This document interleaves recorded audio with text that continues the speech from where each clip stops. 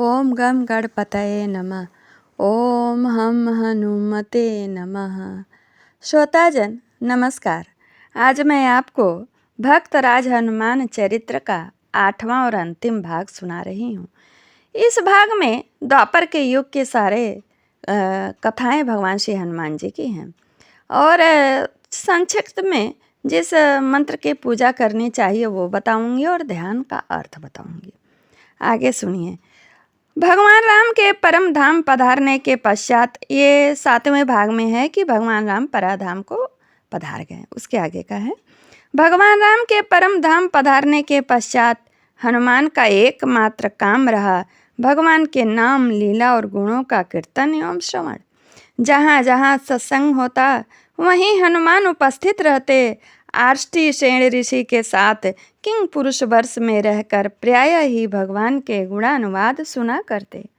गंधर्वों की स्वर लहरी जब अपने रस में त्रिभुवन को उन्मत्त किए होती, तब हनुमान उनके अमृतमय संगीत से निःसृत भगवान राम की लीला का साक्षात अनुभव करते रहते। युग पर युग बीत गए, परंतु एक क्षण के लिए भी उन्होंने भगवान की स्मृति नहीं की। उनके हृदय में हमेशा स्मरण रहा श्री राम का। भगवान के अतिरिक्त और कोई भी उनके सामने नहीं आया। वह वसुत मनवंतर के 28वें द्वापर में भगवान श्री कृष्ण का अवतार हुआ। श्री कृष्ण और श्री राम एक ही हैं, दो नहीं। वे भला अपने परम प्रिय भक्त हनुमान के बिना कैसे रहते। उन्होंने हनुमान को बुलाने का संकल्प किया, परंतु इसके साथ भी तो कुछ लीला होनी चाहिए थी। हनुमान की महत्ता प्रकट होनी ही चाहिए थी और अपना कहलाने वालों में जो दोष दुर्गुण आ गए हों उन्हें दूर भी करना चाहिए। भगवान के संकल्प करते ही हनुमान द्वारिका के पास ही एक उपवन में आ विराजे। भगवान नाम का संकीर्तन करते हुए फल खाने लगे और डालियां तोड़ने लगे। यहाँ पे जो दुर्गुण आए हैं वो हनुमान जी में नहीं, 3 अन्य लोगों में आए हैं जो मैं कथा में आगे सुना रही हूँ। प्रथम तो है सत्यभामा जी। उन दिनों सत्यभामा के लिए भगवान ने पारिजात हरण किया था। उन्हें गर्व था कि भगवान का सबसे अधिक प्रेम मुझ पर ही है, मैं सबसे सुंदरी हूँ। उन्होंने बात ही बात में एक दिन कह भी दिया, क्या सीता मुझसे अधिक सुंदर थीं? उनके लिए आप वन वन भटकते रहे। भगवान तो चुपचाप रहे। और इसी प्रकार दूसरे भी व्यक्ति के मन में गर्व था और वह थे चक्र। चक्र के भी मन में बहुत गर्व था कि मैंने इंद्र के व्रज को परास्त कर दिया। और तीसरे व्यक्ति थे गरुड़। उन्हें भी गर्व था। वे सोचते थे कि बिना मेरी सहायता के श्री कृष्ण इंद्र पर विजय प्राप्त नहीं कर सकते थे। भगवान श्री कृष्ण ने सोचा, इन तीनों का गर्व नष्ट होना चाहिए। ये मेरे होकर अभिमानी रहें, यह मुझे सहय नहीं है। धन्य भगवान की कृपा जो अभिमान को नष्ट करते हैं अपने भक्तों के, अपने प्रियजन के। भगवान ने पहले गरुड़ को बुलाया और बुलाकर आज्ञा दी कि गरुड़, द्वारिका के उपवन में एक वानर आया है, उसे पकड़ लाओ। हनुमान जी के द्वारा इन तीनों का गर्व भी वे नष्ट करेंगे और हनुमान जी की महत्ता भी यहाँ प्रकट करेंगे। तो पहले तो गरुड़ जी को भेजा कि वानर को पकड़ लाओ। देखो, उसे पकड़ने का तुम में साहस हो तभी अकेले जाना, नहीं तो सेना भी साथ ले जाना। गरुड़ के मन में यह बात आई, एक तो भगवान साधारण सा वानर पकड़ने के लिए मुझे भेज रहे हैं, दूसरे सेना भी साथ ले जाने को कहते हैं। इन्होंने मेरा कितना बड़ा अपमान किया। मैं उस वानर को चूर चूर कर दूंगा। गरुड़ ने अकेले जाकर देखा कि हनुमान उनकी ओर पीठ करके फल खा रहे हैं और बड़ी मस्ती में राम राम राम राम जप रहे हैं, कीर्तन कर रहे हैं। उन्होंने पहले डांट फटकार कर हनुमान को ले चलने की चेष्टा की, यानी गरुड़ ने, परंतु हनुमान टस से मस नहीं हुए। जब गरुड़ ने उन पर आक्रमण किया तो पहले बहुत देर तक जैसे लोग नन्ही नन्ही चिड़ियों से खेला करते हैं वैसे हनुमान खेलते रहे, परंतु जब गरुड़ न माने तब उन्होंने अपनी पूंछ में उन्हें लपेट कर तनिक सा कम कस दिया, यानी पूंछ को टाइट कर दिया और उसी में वे गरुड़ महाराज छटपटाने लगे। ऐसा लगा अब प्राण गया कि तब। उन्होंने भगवान श्री कृष्ण का नाम बताकर कहा कि उनकी आज्ञा से मैं आया हूँ। उन्होंने तुम्हें बुलाया है, वे साक्षात नारायण है, चलो। हनुमान ने गरुड़ को छोड़कर कहा, भैया, यद्यपि राम और कृष्ण में कोई भेद नहीं है, दोनों एक ही हैं, तथापि मैं तो सीतानाथ श्री राम का हूँ। मेरे हृदय में उन्हीं का पक्षपात है, मैं श्री कृष्ण के पास क्यों जाऊँ। हनुमान ने यह कहकर मानो भगवान की लीला में और सहयोग दिया, क्योंकि 2 लोग और बचे हैं ना अभिमान चूर्ण करने के लिए। अभी इनका भी चूर्ण नहीं हुआ है पूरा अभिमान गरुड़ जी का। अभी गरुड़ का गर्व ज़्यादा टूटा नहीं है। वे सोचते कि अगर मैं पकड़ न गया होता तो हनुमान को बालात ले चल सकता, और उन्होंने दोबारा आक्रमण किया। अभिमान अंधा होता ही है। श्री कृष्ण का दूत समझकर हनुमान ने उन पर जोर से आघात नहीं किया, पर हल्के हाथ से पकड़कर समुद्र की ओर फेंक दिया, और समुद्र में गिरने पर गरुड़ को दिग्भ्रम हो गया। बहुत देर तक वे छटपटाते रहे, उन्हें होश न आया कि मैं किधर, कहाँ, कैसे आया। जब उन्होंने भगवान का स्मरण किया तब कहीं द्वारिका का प्रकाश दिख पड़ा और वे श्री कृष्ण के पास आए। सब बात सुनकर श्री कृष्ण बहुत हंसे, और इतना होने पर भी गरुड़ में अभी अभिमान बाकी था, और वह अभिमान यह था कि मैं ही सबसे द्रुत गति से उड़ता हूँ। हनुमान भले ही वायु के पुत्र हैं, वे मेरे से तेज नहीं उड़ सकते, मुकाबला में नहीं उड़ सकते। भगवान ने कहा, गरुड़, इस बार जाकर तुम कहो कि तुम्हारे इष्टदेव भगवान श्री राम तुम्हें बुला रहे हैं, शीघ्र ही चलो, उन्हें अपने साथ ही ले आना। अब वे तुम्हें कुछ नहीं कहेंगे, तुम्हारा बड़ा आदर करेंगे। यद्यपि गरुड़ जाने में बड़ा डर रहे थे, फिर भी अपने उड़ने की शक्ति को दिखलाने के लिए वे गए। भगवान ने सत्यभामा से कहा कि सीता का रूप धारण करके आओ, हनुमान आ रहा है, और चक्र से कहा कि सावधानी से पहरा दो, कोई भी द्वारिका में प्रवेश न करने पाए। सुदर्शन चक्र सावधानी से पहरा देने लगा, और सत्यभामा सज धज कर अपने सौंदर्य के गर्भ में मत होकर आ बैठी। भगवान श्री कृष्ण धनुर्बाणधारी रामभद्र हो गए। इस बार गरुड़ की हिम्मत हनुमान के पास जाने की न हुई। उन्होंने दूर से ही कहा कि भगवान श्री राम आपको शीघ्र ही बुला रहे हैं। यद्यपि मेरे साथ आप चल सकें तो चलें, नहीं तो मेरे कंधों पर बैठ जाएं। गरुड़ जी बोल रहे हैं, मेरे कंधों पर बैठ जाएं, मैं लेता चलूं। हनुमान ने बड़ी प्रसन्नता से कहा, अहो भाग्य, भगवान ने मुझे बुलाया और तुम चलो, मैं आता ही हूँ। गरुड़ ने सोचा कि ये क्या कह रहे हैं, मुझसे पीछे चलकर ये कितनी देर में पहुँचेंगे, परंतु वे डरे हुए थे। हनुमान से फिर कुछ कहने की उनकी हिम्मत न पड़ी। वे चुपचाप चल पड़े। गरुड़ महाराज सोच रहे थे कि भगवान के पास चलकर अपनी तीव्र गति का प्रदर्शन करूँगा। हनुमान गरुड़ से बहुत पहले द्वारिका पहुँच गए। हनुमान की दृष्टि में वह द्वारिका नहीं थी, अयोध्या थी। फाटक पर चक्र ने अकड़ कर कहा, मैं तुम्हें नहीं जाने दूंगा। हनुमान ने कहा, तुम भगवान के दर्शन में विघ्न करता है, और उसे पकड़ करके मुंह में डाल लिया। इनको भी अभिमान था ना, चक्र को इंद्र का वज्र तोड़े थे, और उनको हनुमान जी ने मुंह में डाल लिया। भगवान के महल में जाकर उन्होंने देखा कि भगवान श्री राम सिंहासन पर विराजमान हैं, और उन्हें माता सीता के दर्शन नहीं हुए। जो सत्यभामा सीता का रूप धर के साथ संवर के बैठी थीं, अब उनका अभिमान चूर होने वाला है। हनुमान ने भगवान के चरणों में साष्टांग प्रणाम करके पूछा, महाराज, आज माताजी कहाँ हैं? उनके स्थान पर यह कौन बैठी है? आपने किस दासी को इतना आदर दे रखा है? सत्यभामा लज्जित हो गई, और उनका सौंदर्य मद नष्ट हो गया। भगवान ने कहा, हनुमान, तुम्हें किसी ने रोका नहीं है, तुम यहाँ कैसे आ गए? हनुमान ने मुंह से चक्र निकाल करके सामने रख दिया, और चक्र जो था शीहत हो गया था, यानी प्रकाश और शौर्य नहीं रह गया था। जब दौड़ते हाँफते गरुड़ पहुँचे तो देखते हैं क्या, हनुमान जी तो पहले से उपस्थित हैं। यहाँ उनका जो मस्तक था नत हो गया, उनका भी अभिमान चूर हो गया। तीनों जन का अभिमान अपने परम प्रिय भक्त श्री हनुमान जी के द्वारा श्री कृष्ण ने अभिमान को खत्म किया, नष्ट किया। एक सत्यभामा, गरुड़ और चक्र। इस प्रकार हनुमान को निमित्त बनाकर भगवान ने तीनों का गर्व नष्ट किया और हनुमान को द्वारिका के पूर्व द्वार पर पुरी की रक्षा के लिए नियुक्त किया। अब पांडव की कथा आती है इसके आगे। उन दिनों पांडव काम्यक वन में थे। एक दिन द्रौपदी के सामने हवा में उड़ता हुआ एक बड़ा ही सुंदर और सुगंध युक्त पुष्प आया, यानी सुगंधों से भरा पुष्प आया। द्रौपदी ने भीम से और फूल लाने के लिए प्रार्थना की, और वे फूल जिस ओर से आए थे उधर ही भीम चल पड़े। और उधर जो था बहुत ही खराब स्थान था, और भीम को अपने बल का घमंड भी था, और बिना कुछ सोचे विचारते जिधर भी चले जाते थे।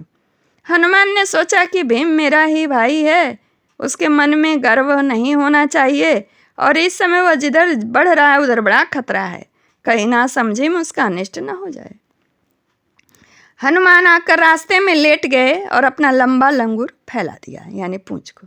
भीम ने हनुमान को पहचाना नहीं। उन्होंने कहा, वानर अपनी पूंछ हटा ले, नहीं तो मैं उसे तोड़ डालूंगा। हनुमान ने अपने को पीड़ित सा बना लिया, यानी मतलब निरीह सा, और कहा, भाई मेरी पूंछ बहुत बड़ी है, तुम अभी जवान हो, बली हो, इसे लांघ कर चले जाओ या इसे हटा दो। भीम ने कहा, तुम्हारी पूंछ चाहे जितनी बड़ी हो, जैसे मेरे बड़े भाई हनुमान ने समुद्र लांघा था वैसे ही मैं तुम्हारी पूंछ लांघ जाता, लेकिन सबके शरीर में भगवान रहते हैं, इसलिए किसी को लांघना उचित नहीं है। मैं तुम्हारी पूंछ हटा ही देता हूँ। उन्होंने पहले एक हाथ से हटाने की कोशिश की, परंतु पूंछ बाल बराबर नहीं ली। फिर दोनों हाथ लगाया, फिर भी वह पूंछ जस की तस अटल रही। उनके शरीर में पसीना आ गया, वे थक गए, परंतु पूंछ को हटा न सके। फिर भीम को ज्ञान आया और उनका अभिमान नष्ट हुआ, और वे हनुमान को पहचान गए। उन्होंने अपने कृत पर पश्चाताप किया, क्षमा मांगी, और हनुमान ने बड़े प्रेम से उन्हें गले लगाकर भगवान श्री राम की कथा सुनाई। भीमसेन के बहुत आग्रह करने पर हनुमान ने अपना वह भीषण रूप दिखाया जिससे उन्होंने समुद्र पार किया था। फिर छोटे रूप में हो गए और भीम को अनेकों प्रकार के उपदेश दिए। उन्होंने कहा कि अब अभिमान कभी नहीं करना है भीम, मेरे मिलने का हाल किसी को मत कहना, और कोई आपत्ति पड़े तो मेरा स्मरण करना। कहो तो मैं अभी हस्तिनापुर जाकर सारा नगर अभी नष्ट कर दूं, या धृतराष्ट्र के पुत्रों को मार डालूं, या कहो तो दुर्योधन को बांध लाऊं, जो कहो मैं करने को तैयार हूँ। हनुमान बड़े ही प्रेम से, भातृ प्रेम से अपने छोटे भाई को कह रहे हैं, भीमसेन को कह रहे हैं। भीमसेन ने कहा, आपकी सहायता पाकर हम सनाथ हुए महाराज, आपकी सहायता से ही हम शत्रुओं को जीत सकेंगे, आपकी सहायता से ही हम शत्रुओं को जीत सकेंगे। हनुमान ने कहा, भीम जब तुम शत्रुओं की सेना में घुसकर सिंहनाद करोगे तो अर्जुन की ध्वजा के ऊपर रहकर मैं भी ऐसा शब्द करूंगा कि तुम्हारे शत्रु से सुनकर मृत प्राय हो जाएंगे। हनुमान ने भीम को आलिंगन किया और वहां से अंतर्धान हो गए। उनके बतलाए हुए मार्ग से जाकर भीम ने वह पुष्प प्राप्त किया जो पुष्प द्रौपदी लाने के लिए भेजी थी। हनुमान में कभी भी अभिमान लेश मात्र नहीं रहता है, तनिक भी नहीं रहता है। हनुमान के जीवन में कभी अभिमान को देखा ही नहीं गया। इसी से भगवान अपने भक्तों के अभिमान को दूर करने का काम प्रायः हनुमान से ही लेते हैं। कहते हैं कि अर्जुन को भी एक बार अपने बाण बल का बड़ा अभिमान हो गया था। उन्होंने बात ही बात में एक दिन श्री कृष्ण से कह भी दिया कि तुमने रामावतार में समुद्र पर पुल बांधने के लिए इतना आयोजन क्यों किया? बाणों से पुल बांध देते, बेचारे वानरों को झूठ मूठ परेशान किया। भगवान हंसने लगे। उनका हंसना ही तो लोगों को भुलावा देने वाली माया है।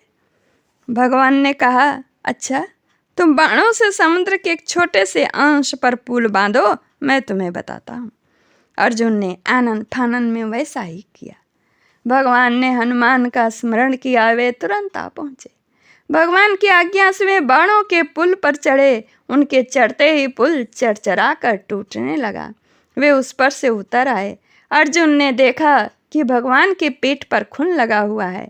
पूछने पर मालूम हुआ कि यदि भगवान अपनी पीठ लगाकर उस पुल को न रोके रखते तो हनुमान को लिए दिए धंस जाता यह तुम्हारा बाणों का पुल। अर्जुन और फिर अर्जुन की भी बड़ी जगहसाई होती। भगवान ने कहा, ऐसे ऐसे अनेकों बानर थे अर्जुन, और वे बाण के पुल पर से कैसे जाते। अर्जुन की समझ में बात आ गई और उनका गर्व भी घमंड भंग हो गया। अर्जुन ने भगवान की आज्ञा से हनुमान की बड़ी आराधना की, उनके मंत्रों के पुरस्चरण किए। उनके मंत्र ये हैं: हनुमते रुद्रात्मकाय हुम फट, नदी के तीर पर, विष्णु मंदिर में या निर्जन अथवा किसी पर्वत पर एकाग्र चित्त से श्री हनुमान जी का ध्यान करते हुए 1,00,000 मंत्रों का जप करना चाहिए। और उनका ध्यान मैं हिंदी में बताती हूँ। हनुमान जी एक पर्वत को उखाड़ कर रावण की ओर दौड़ रहे हैं और भीषण हुंकार करते हुए रावण को पुकार कर कह रहे हैं, रे दुष्ट, ठहर ठहर। उनका लाख के रस के समान लाल वर्ण है। वे कालांतक यम के सदृश, यानी खत्म, जब ये युग नष्ट होता है उस नष्ट के समय के यम के सदृश हैं। उनके दोनों नेत्र अग्नि के सदृश जाज्वल्यमान हैं। करोड़ों सूर्यों के समान उनका तेज है। वे रुद्र रूपी हनुमान अंगद आदि महान वीरों से घिरे हुए हैं। इस तरह के हनुमान जी के स्वरूप का ध्यान करते हुए हनुमते रुद्रात्मकाय हुम फट के मंत्र का 1,00,000 जप करने से पुरस्चरण होता है। अब आगे की कथा सुनिए। अब जब अर्जुन ने पुरस्चरण किया तो हनुमान ने वर दिया कि मैं सदा तुम्हारी सहायता करूंगा और भावी युद्ध में मैं तुम्हारे रथ पर बैठकर तुम्हारी रक्षा करूंगा।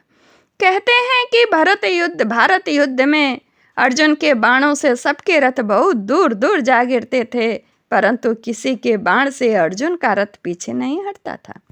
एक बार कर्ण के बाण से अर्जुन का रथ कुछ थोड़ा सा पीछे हट गया। इस पर युद्ध भूमि में ही भगवान श्री कृष्ण ने कर्ण की भूरी भूरी प्रशंसा की। अर्जुन ने पूछा, भगवान, मेरे बाण से कर्ण का रथ बहुत पीछे हट जाता है और उसके बाण से मेरा रथ थोड़ा सा पीछे हटा, और फिर उसकी प्रशंसा करने की क्या बात है। मेरे बाण से तो उसके रथ बहुत ज़्यादा दूर हटते हैं, मेरा तो थोड़ा सा ही हटा, लेकिन आप उसकी प्रशंसा कर रहे हैं। तो श्री कृष्ण ने कहा, अर्जुन, तुम्हारे रथ पर हनुमान बैठे हुए हैं, नहीं तो अब तक तुम्हारा रथ भस्म हो गया होता। उनके बैठे रहने पर भी रथ पीछे हटे जाना अर्जुन की बहुत बड़ी वीरता का सूचक है। अर्जुन का समाधान हो गया। महायुद्ध के अंत में जब हनुमान अर्जुन के रथ पर से कूद पड़े तब उनका रथ जलकर राख हो गया। यह हनुमान का ही प्रताप था कि अर्जुन इतनी वीरता के साथ सुरक्षित लड़ सके। आगे श्री कृष्ण के पुत्र प्रद्युम्न दिग्विजय के लिए निकले हुए थे। द्वारिका में अश्वमेध यज्ञ होने वाला था और उसी की यह भूमिका थी। वे दिग्विजय करते हुए हिरण्मय खंड में पहुंचे। उस समय उनके साथ अर्जुन भी थे और उनके रथ की ध्वजा पर हनुमान विराजमान थे। हिरण्मय खंड में नल नील के वंशजों से प्रद्युम्न का बड़ा युद्ध हुआ। अर्जुन भी लड़ रहे थे। वहां के वीर वानर अर्जुन और प्रद्युम्न के रथों को अपनी पूंछ में लपेटकर जमीन पर पटक देते। बड़ा भयंकर संग्राम हुआ। अंत में हनुमान जी ध्वजा पर से कूद पड़े और अपनी पूंछ से सब वानरों को समेट लिया। जब उन्हें मालूम हुआ कि हनुमान जी हैं, तब वहाँ के सब निवासियों ने बड़ी श्रद्धा भक्ति से हनुमान, प्रद्युम्न और अर्जुन की पूजा की। अनेक प्रकार के पदार्थ भी भेंट दिए। वहाँ से फिर उन लोगों ने दूसरी ओर प्रस्थान किया। हनुमान कितने बड़े तत्ववेता थे कि इसका पता राम रहस्य उपनिषद से चलता है। सनक, सनंदन, सनत कुमार तथा सनातन चारों भाई उनसे राम मंत्रों का रहस्य प्राप्त करते हैं। बड़े बड़े ऋषि और प्रहलाद उनके शिष्य हैं। स्वयं भगवान राम ने उन्हें उपनिषदों का तत्व बतलाया है, जिनका वर्णन मुक्ति को उपनिषद में आया है। और भी पुराणांतरों में मारुति चरित्र विस्तार पूर्वक वर्णित हुआ है। अन्य पुराणों में भी। यहाँ तो उनके जीवन की कुछ ही और संक्षिप्त घटना श्री द्वारिका बिहारी जी ने लिखा है, जिसे मैंने पढ़ा। शांतनु बिहारी द्विवेदी जी ने जिसे समस्त पुराणों रामायणों को पढ़ करके उसमें से संक्षिप्त रूप में इस पुस्तक को लिखा और यहाँ पर चरित्र को बताया है। भगवान मारुति कहीं गए नहीं हैं, यहीं हैं, आज भी हमारे बीच में ही हैं। केवल हम उनको पहचानते नहीं, इसका कारण हमारी अश्रद्धा और अभक्ति ही है। तुलसीदास आदि महात्माओं ने इसी युग में मारुति के साक्षात्कार किए हैं। अब भी ऐसे साधक हैं जो भगवान मारुति को प्राप्त करते हैं। शास्त्रों में उन्हें पाने के अनेकों मंत्र और अनुष्ठान भी हैं। श्रद्धापूर्वक उनका अनुष्ठान करने से मारुति राय के दर्शन हो सकते हैं। उनके स्मरण से अंतःकरण शुद्ध होता है और उनकी कृपा से भगवत प्राप्ति होती है। बोलिए श्री हनुमान जी महाराज की जय। उनकी कृपा से उनके चरित्र को मैं गा सकी और यहीं पूर्ण होता है। अंतिम भाग था। 1 से लेके 8 भाग आप सुनेंगे तो भक्तराज हनुमान के पूर्ण चरित्र आपको एक ही जगह पर प्राप्त हो जाएंगे और हनुमान जी की कृपा प्राप्त होगी। श्री राम जी हृदय में निवास करेंगे और हम लोग सुखी संपन्न हों। जय श्री हनुमान जी। श्री मारुति प्रसन्न। नमस्कार। जय श्री कृष्ण।